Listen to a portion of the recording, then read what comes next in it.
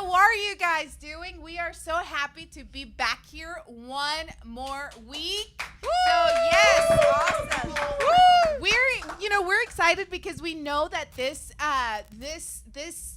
podcast has been reaching many different people, and I just love it because we get to share about things that are quick, that we want to make sure that we share with others, and the topics that we know are impacting our daily lives. So today, we wanted to actually introduce ourselves before I jump the gun on that one. So I want to hear a little bit about who's with us on this big comfy couch.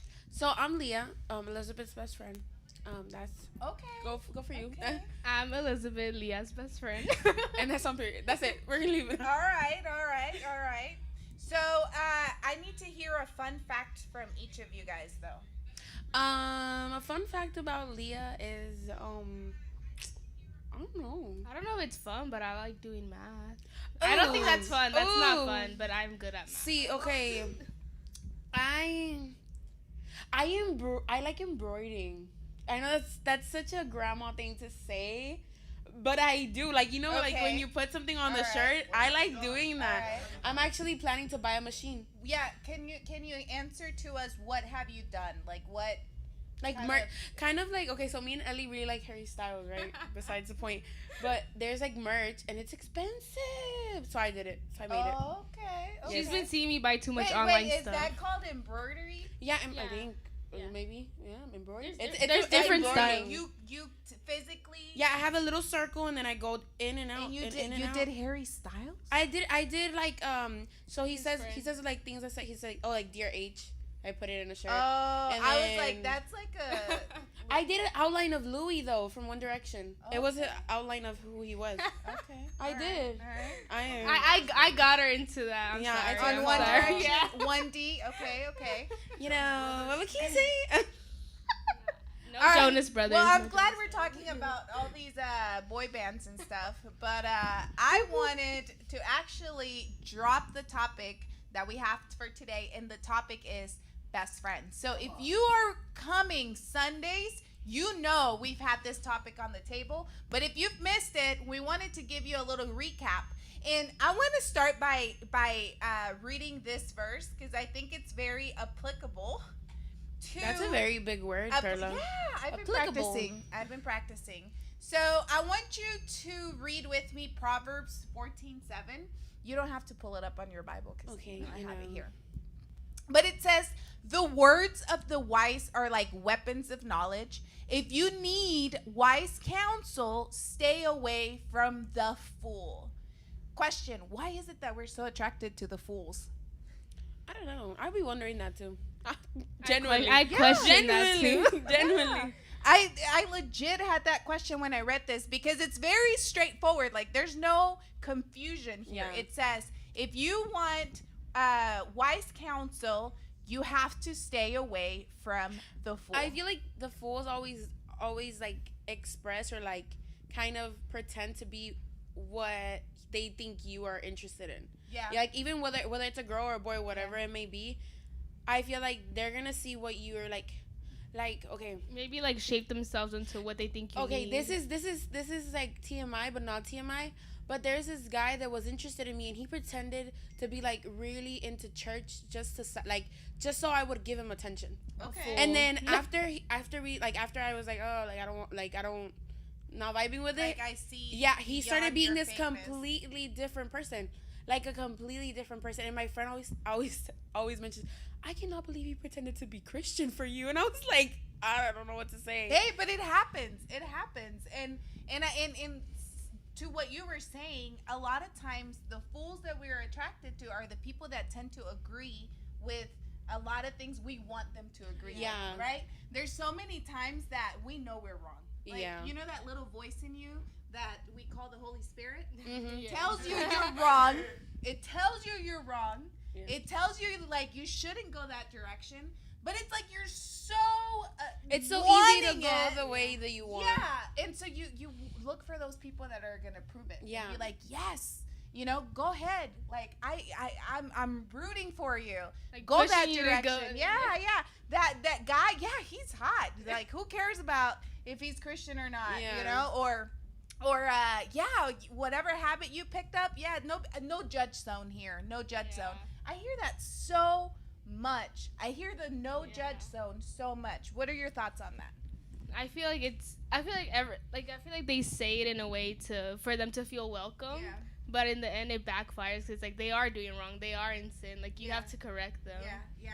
And that's the tough part of being a good friend. Yeah. Right. It is. It's the actually correcting. And so that it goes back to Proverbs 14:7 that says, the words of the wise are like weapons of knowledge. Weapons of knowledge. That's some hardcore stuff there. So it's like, if we want to be a good friend, we have to be ready with that weapon. Like we have to be ready with that kind of an impact to others, with that kind of knowledge to others.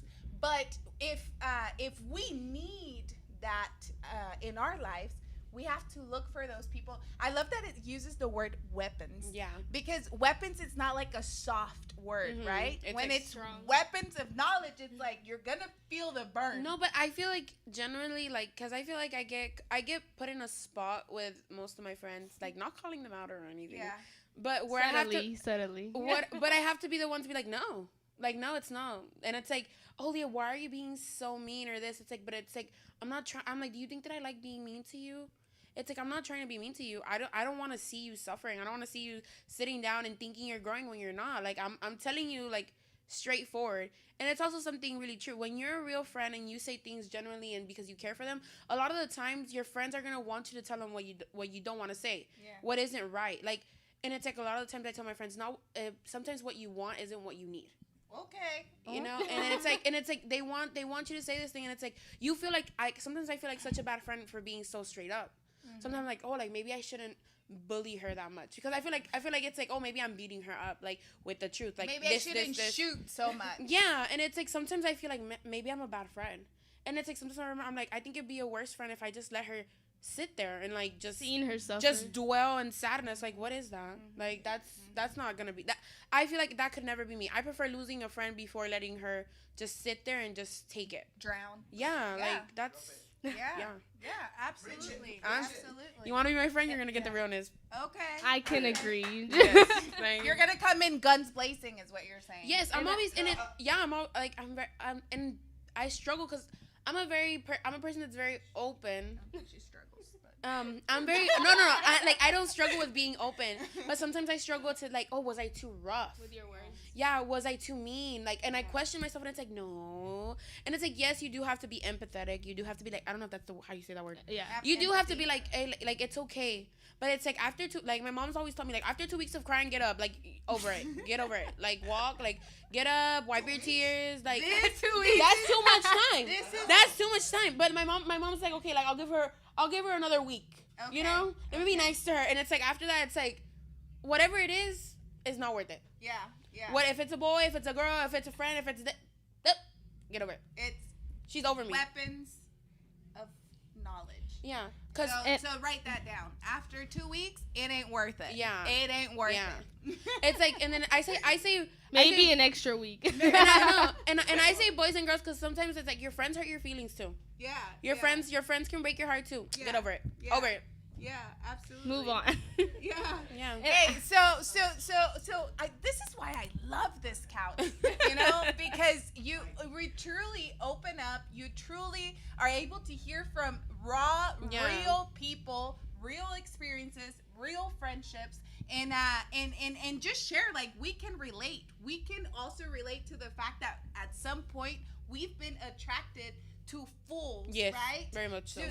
To counsel that doesn't benefit our lives, that doesn't do us any good. And we've had to learn that as much as it hurts sometimes to get adjusted, to have a friend group that cares for you, that loves you, but that will correct you, yes, right? Because again, we have to go back to weapons of knowledge. Like, it's a strong word for a reason, yes, right? Because knowledge or truth a lot of times hurt. And because we are trying to, in a culture that we try to just walk on eggshells, I don't want to offend you, I don't want to hurt your feelings, and we become bad friends. We become bad company. And I want to encourage you, whoever is listening, like, hey, there's a reason why you feel convicted. There's a reason why people or friends are opening up to you, yes, are asking for prayer to you, and it's in you to be the wise counsel that God has used or wants to use in their lives. So be ready to be raw. Be ready to be open, to bring facts, to bring truth to their life. So don't be afraid of that. Don't be afraid of that. And I also wanted to add, just like it's important to, like, if you're going to find someone to be in a relationship with, it's just as important to find the right friend. Yeah, period. Yeah. I found my 5 friends. What can I say? I'm proud of them. And I feel like people see us all the time and they're like, oh, they have it so easy. They met each other at church. Really We've not. struggled. We've had arguments to be as close as we are. It's a real relationship. I love the parking lot at church has seen it all. Witnesses. Has seen it all. Hey, so before we close today, I do want to ask you, who is the most complicated out of your friends? Oh. And this is just between us. Like, it stays on this couch. But it's on YouTube. Nobody else. I can't say. Nobody's gonna know I'm the most who complicated. the most complicated is. I need to know. She knows, and I'll wink at her at the camera. Okay, so it's none of these. So it's a girl. It's a girl. She knows. She knows I love her too. Sorry. She knows exactly who she is. She's hearing me. As far as my complicated friends, I have a few, but I would really have to put here. This is a bilingual thing, but I have to put Eli up here. Like, he's just like a different kind of breed, but we're there. Oh, well, I have 2. They compete. They go at it. They go at it. And he knows who he is too. Okay. Are they twins? One of them is a twin and one of them is a girl.